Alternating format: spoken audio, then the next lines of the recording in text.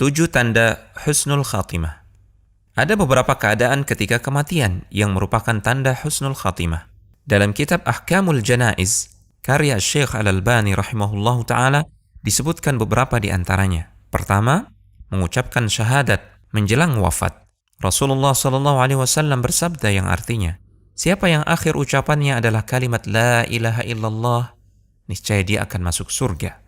Kedua, meninggal dengan keringat di dahi. Suatu ketika, Buraidah bin Hasib radhiyallahu ta'ala anhu datang ke Khurasan, menjenguk saudaranya yang sedang sakit. Ternyata saudaranya dalam keadaan sakaratul maut. Ketika wafat, ada keringat di dahinya. Buraidah langsung bertakbir, Allahu Akbar.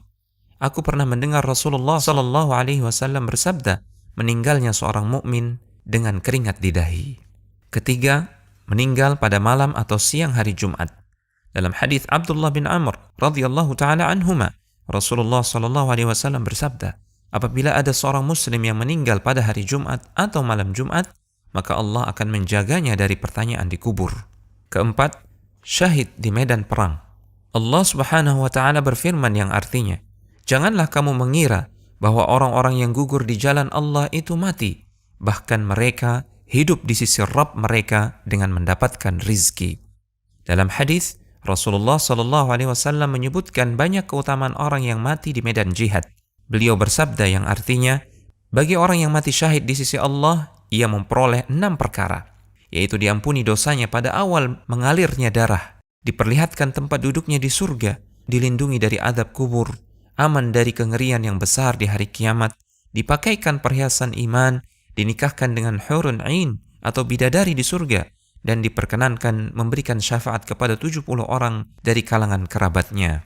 Kelima, meninggal setelah bersabar dengan ujian yang Allah berikan. Rasulullah SAW pernah bertanya kepada para sahabat, siapakah yang syahid?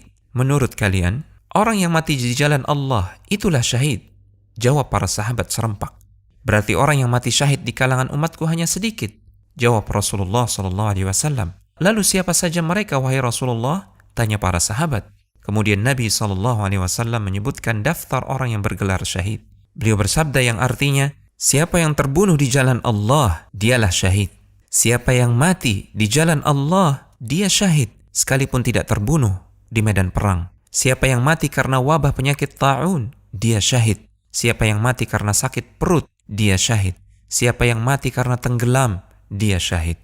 Keenam, meninggal dalam keadaan berjaga, ribat fi sabilillah, menjaga perbatasan negeri kaum muslimin dari ancaman orang-orang kafir. Salman Al-Farisi radhiyallahu ta'ala anhu menyebutkan hadis Rasulullah SAW, berjaga-jaga di jalan Allah sehari dan semalam lebih baik daripada puasa sebulan dan salat sebulan. Bila ia meninggal, amalnya yang biasa ia lakukan ketika masih hidup terus dianggap berlangsung dan diberikan rizkinya serta aman dari fitnah pertanyaan kubur.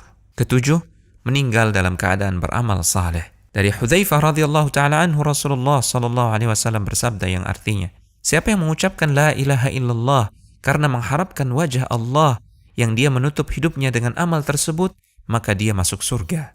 Siapa yang berpuasa sehari karena mengharapkan wajah Allah yang dia menutup hidupnya dengan amal tersebut, maka dia masuk surga. Siapa yang bersedekah dengan satu sedekah karena mengharapkan wajah Allah yang dia mengakhiri hidupnya dengan amal tersebut, maka dia masuk surga. Konsultasi syariah.com